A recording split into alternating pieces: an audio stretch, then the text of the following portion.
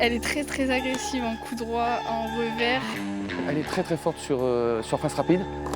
Il y a peu de points où elle nous laisse le temps de respirer. C'est une joueuse qui est très prometteuse. On sera amené probablement à la revoir prochainement.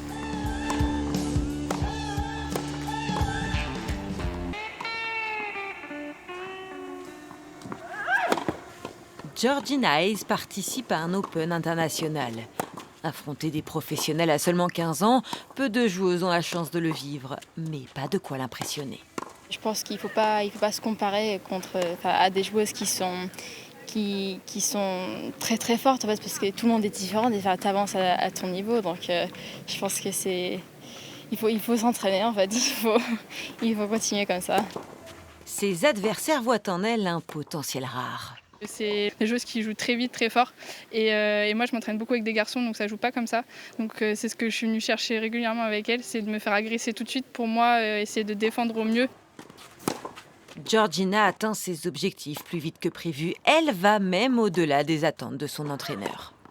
Là, elle est 495 à 15 ans, donc c'est très très bien. Bon, il faut continuer. Hein. Et puis là, maintenant, on alterne des tournois juniors et des tournois seniors pour l'expérience aussi. Parce que quand tu as joué une fille comme hier qui a 24 ans, il y a une expérience. Hein. On prend 8 ans d'expérience de professionnel au niveau du match. Et là, il faut s'organiser. Elle est bien encadrée, elle est bien entourée.